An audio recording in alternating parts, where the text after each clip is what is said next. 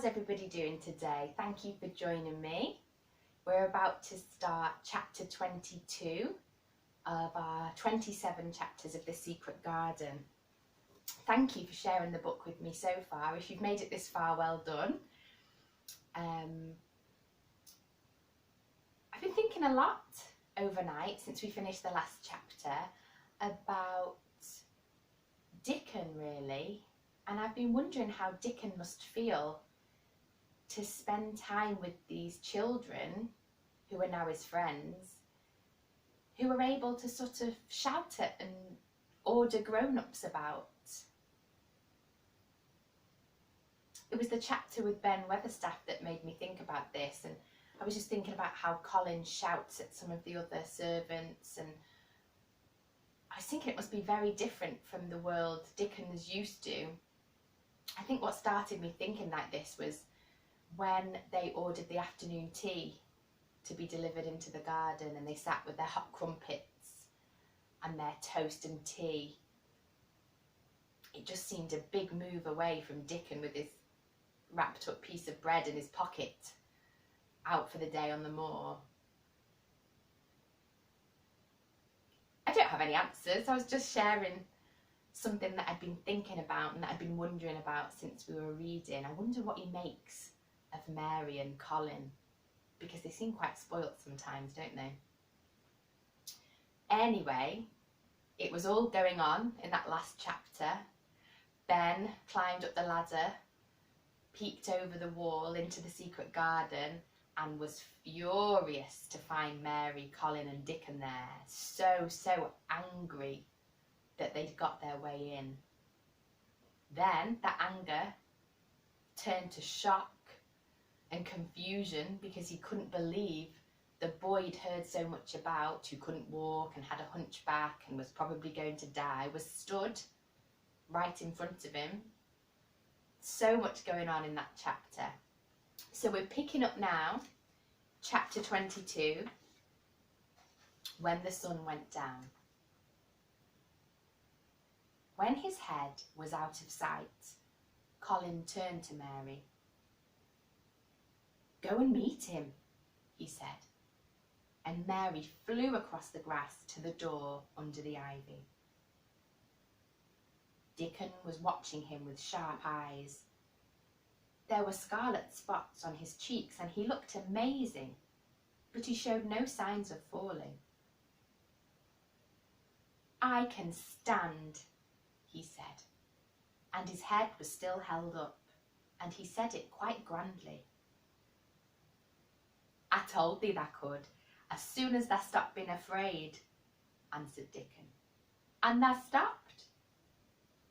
"Yes, I've stopped," said Colin. Then suddenly he remembered something Mary had said. "Are you making magic?" he asked sharply. Dickon's curly mouth spread in a cheerful grin. "Thou's doing magic thysel," he said. "It's same magic as made these here work out at earth." And he touched with his thick boot a clump of crocuses in the grass. Colin looked down at them. "Aye," he said slowly. "There couldna be bigger magic than that there. There couldna be." He drew himself up straighter than ever. "I'm going to walk to that tree," he said, pointing to one a few feet away from him. "I'm going to be standing when Weatherstaff comes here. I can rest against the tree if I like. When I want to sit down, I will sit down, but not before. Bring a rug from the chair." He walked to the tree, and though Dickon held his arm, he was wonderfully steady. When he stood against the tree trunk, it was not too plain that he supported himself against it, and he still held himself so straight that he looked tall. When Ben Weatherstaff came through the door in the wall, he saw him standing there, and he heard Mary muttering something under her breath. "What art saying?" he asked rather testily, because he did not want his attention distracted from the long, thin, straight boy figure and proud face. But she did not tell him. What she was saying was this: "You can do it. You can do it. I told you you could. You can do it. You can do it. You can." She was saying it to Colin because she wanted to make magic and keep him on his feet looking like that. She could not bear that he should give in before Ben Weatherstaff. He did not give in. She was uplifted by a sudden feeling that he looked quite beautiful in spite of his thinness. He fixed his eyes on Ben Weatherstaff in his funny, imperious way. "Look at me," he commanded. "Look at me all over. Am I a hunchback? Have I got crooked legs?" Ben Weatherstaff had not quite got over his emotion, but he had recovered a little and answered almost in his usual way. "Not that," he said. "Nowt at sort. What's thou been doing with the cell? Hiding out of sight and letting folk think thou were a cripple and half-witted?" "Half-witted?" said Colin angrily. "Who thought that?" "Lots of fools," said Ben. "World's full of jackasses braying, and they never bray nowt but lies. What did thou shut the cell up for?" "Everyone thought I was going to die," said Colin shortly. "I'm not." And he said it with such decision, Ben Weatherstaff looked him up and down and up. "Tha die?" he said with dry exultation. "Nowt at sort. Tha's got too much pluck in thee. When I seed thee put thy legs on ground in such a hurry, I knowed thou was all right. Sit thee down on rug a bit, young mester, and give me thy orders." There was a queer mixture of crabbed tenderness and shrewd understanding in his manner. Mary had poured out speech as rapidly as she could as they had come down the long walk. The chief thing to be remembered, she had told him, was that Colin was getting well. Getting well. The garden was doing it.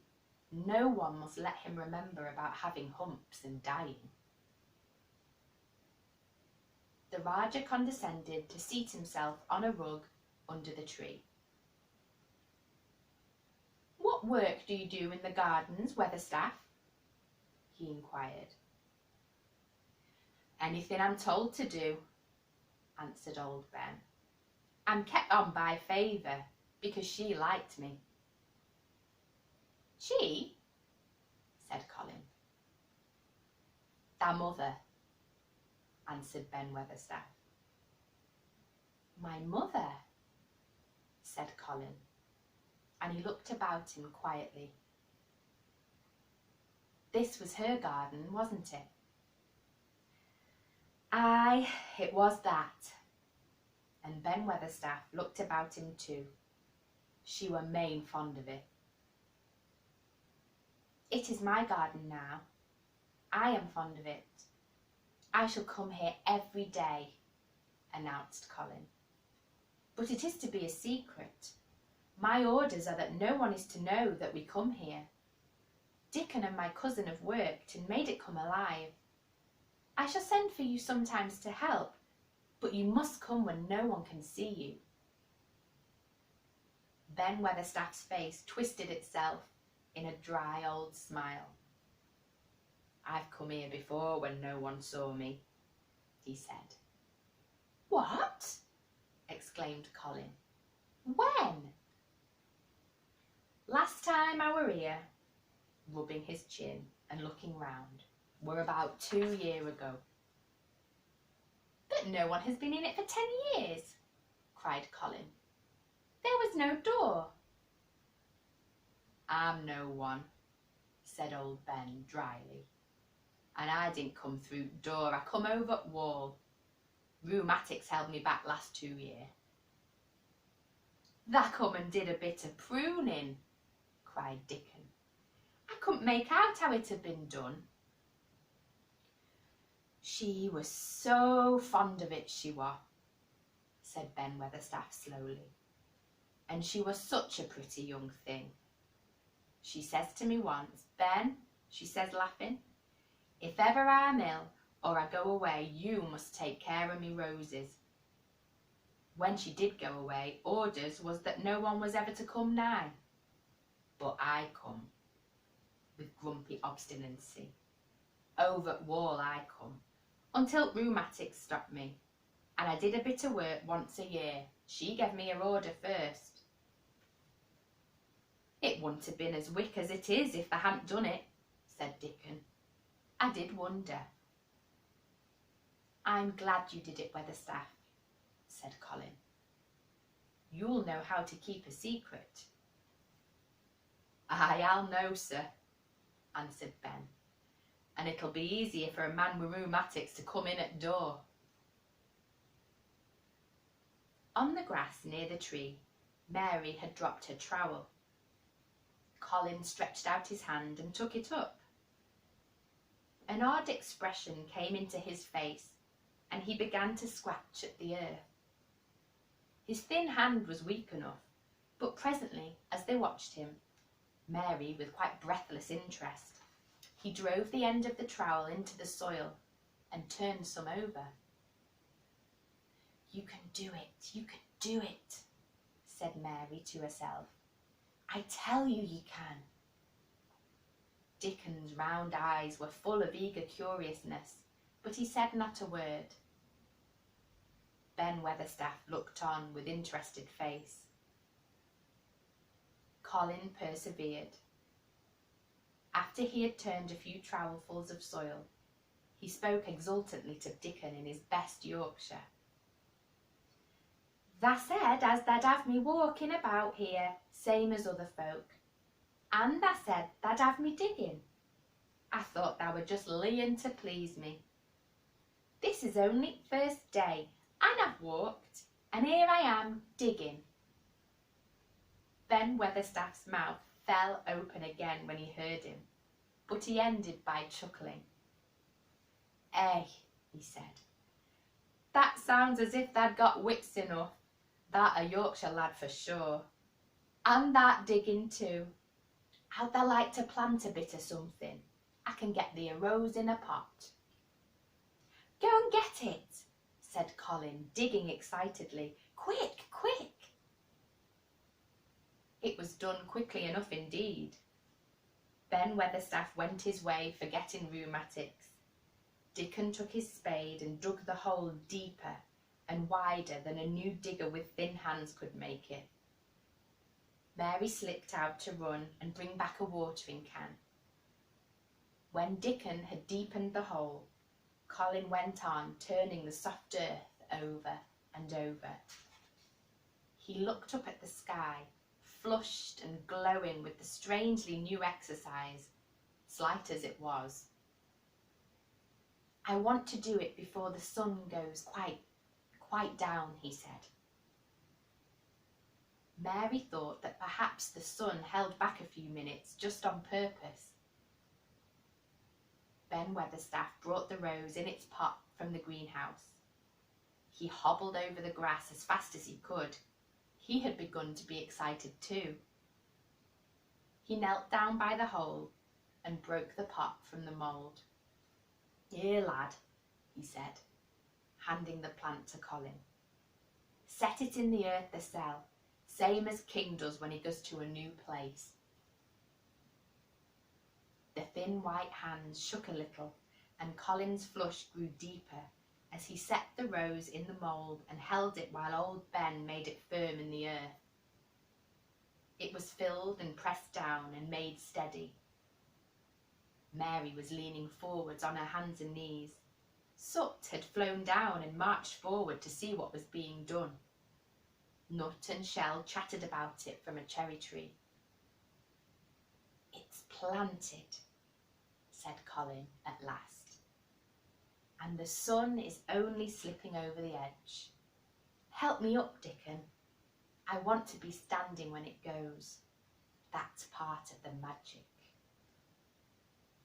And Dickon helped him, and the magic, or whatever it was, so gave him strength that when the sun did slip over the edge and end the strange, lovely afternoon for them, there he actually stood on his 2 feet, laughing.